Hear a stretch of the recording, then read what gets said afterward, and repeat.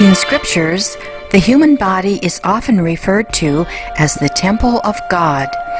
Yet it is quite an uncommon privilege for any soul to attain this sacred abode that houses the divine, as it is truly a blessing to be reborn as a human being. On several occasions, Supreme Master Ching Hai has spoken about the rarity of this phenomenon. To be reincarnated in the human world is hard. You have to have enough human quality.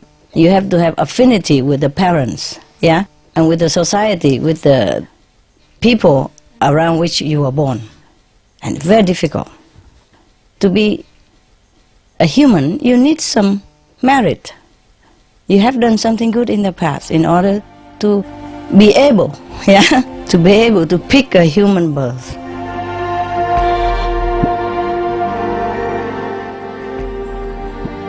As a living temple of God, the human body is fully equipped with miraculous wonders that can be awakened in those who are spiritually conscious and have complete faith in the Creator of all life. Inadia, Latin for fasting, is the human ability to live without food. Since time immemorial, there have always been individuals who can sustain themselves on prana, or the vital life force. Through the grace of the providence, initiates, people who follow a food-free lifestyle, can draw the energy from nature to nourish themselves. They live on the chi, from the ground, or from the forest, and from the sun and from the air. They make use of all that. Or they live on love, on faith alone. These individuals are known as breatharians or pranarians or initiates, solarians or watarians, and they come from all walks of life, from different cultures and all corners of the world. Indeed, the possibilities and miracles in this life, as our benevolent Creator has designed for us, are endless. We only need to connect within to recognize our abounding largesse as God's children. Supreme Master Ching Hai has lovingly recommended a weekly series on Supreme Master Television to introduce those individuals of the past and present who have chosen to live food-free on earth. May their spiritual stories enthrall you. May hearts be opened and horizons be expanded. We now invite you to join us for part 1 of our 5-part series entitled Jasmuheen, the Amazing Avatar of Pranic Living, on Between Master and Disciples. This program discusses the possibility of breatharianism, or living without eating food, and is not a full instruction. For your safety, please do not attempt to cease eating without proper expert guidance.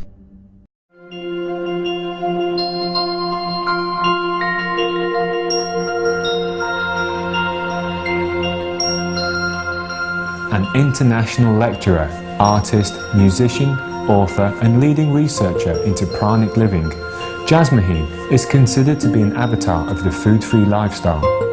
After learning to live on cosmic energy, this amazing Australian has spent the past 2 decades sharing her knowledge and insights with countless others.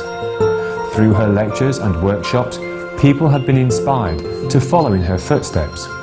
In addition, to help others on this journey, Jasmuheen has created music and meditation CDs, as well as written several books, including Divine Nutrition, The Food of Gods, Living on Light, and the Prana Program, Effective and Enjoyable Evolution. Although nourished by prana, Jasmuheen does not consider herself to be a true breatharian. I drink sometimes, okay? I still enjoy a cup of good coffee now and then. I have a little water sometimes, but I am receiving everything I need, all my nourishment, from a different flow of energy that we call prana. People call it chi, they call it mana, they call it cosmic particles, they call it divine love, the universal life force. also, I never made the decision that I wanted to be a breatharian.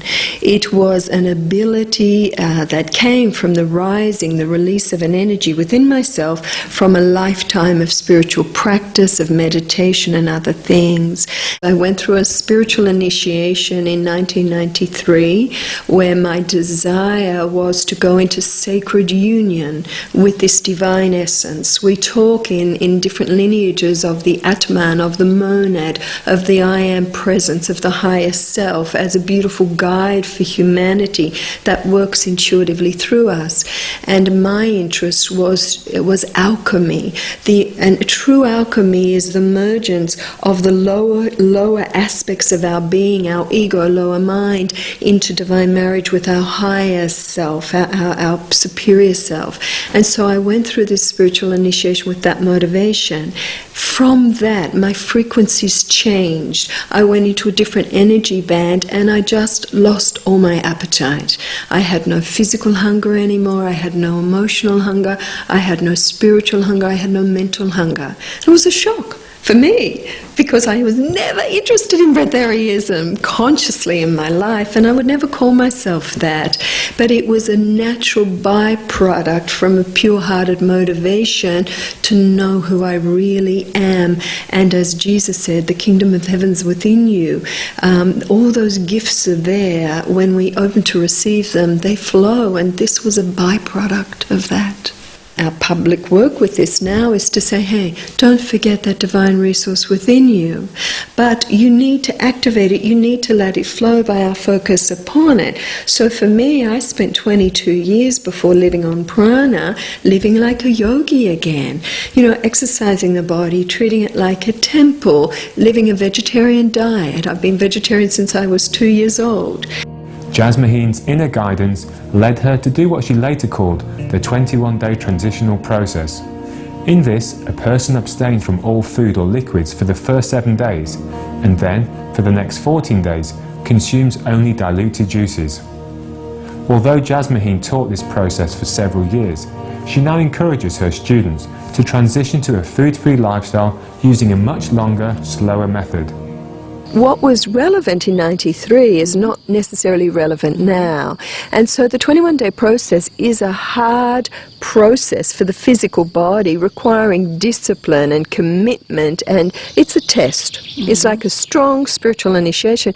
But the energies now with our spiritual initiations are about joy and lightness and fluidity and flexibility and organic. And this is what I'm seeing now. When people are organically flowing into it very naturally, just eating less and less over time and really listening to the body, then it's a beautiful, successful, long-term transition.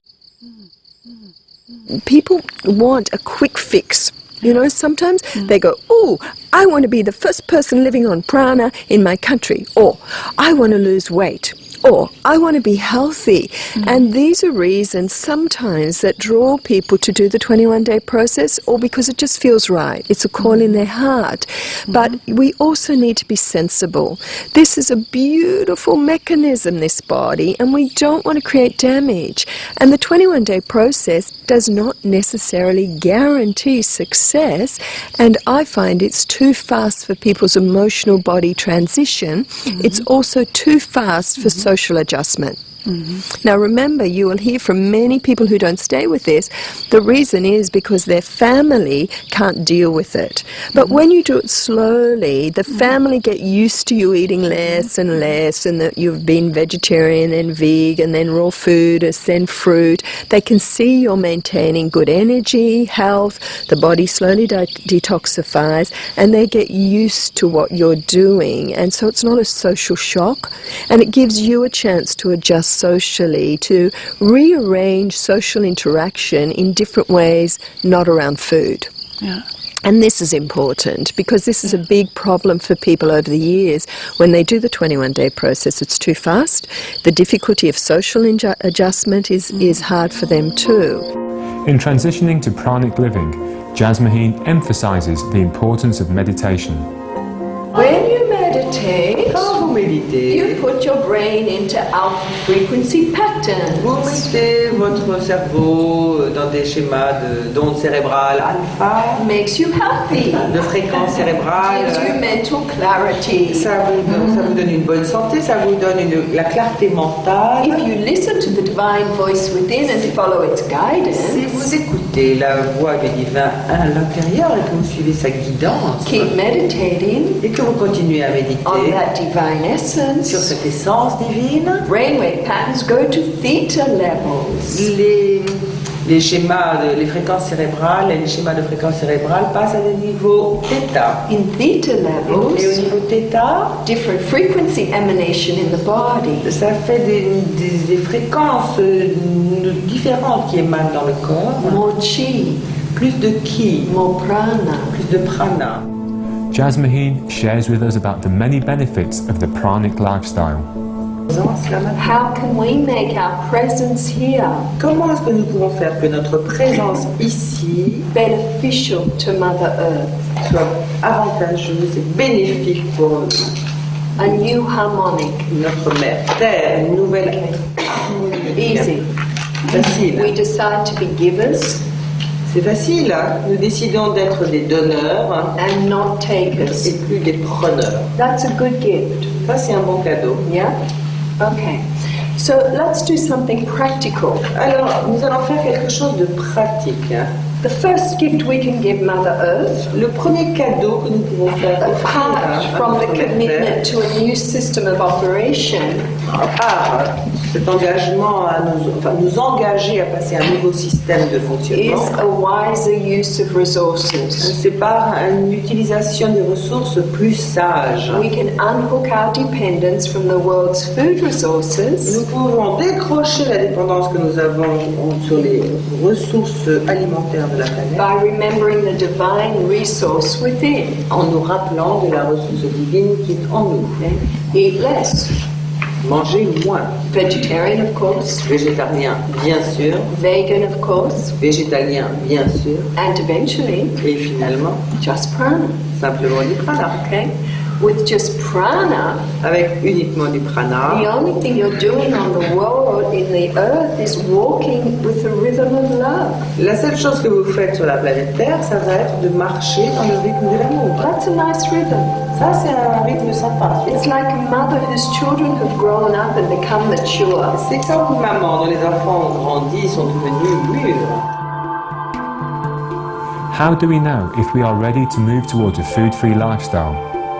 Are there some risks involved in doing the 21-day process? Which intentions will help us make the shift? Join us again next Sunday for part 2 of our 5-part series in which Jasmuheen answers these and many other questions as we continue our interview with this amazing avatar of pranic living on Between Master and Disciples.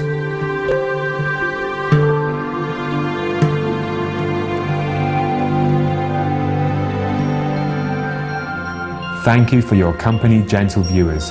And now please stay tuned to Supreme Master Television for Good People, Good Works, up next after noteworthy news. May you be filled with the love and nourishment of heaven. For more information about Jasmuheen, please visit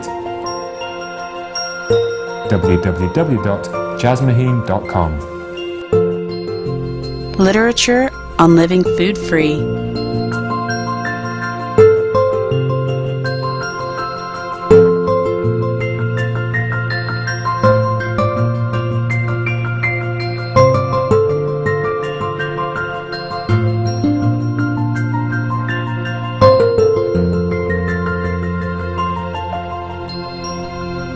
For a complete list, please visit www.suprememastertv.com/breatharians.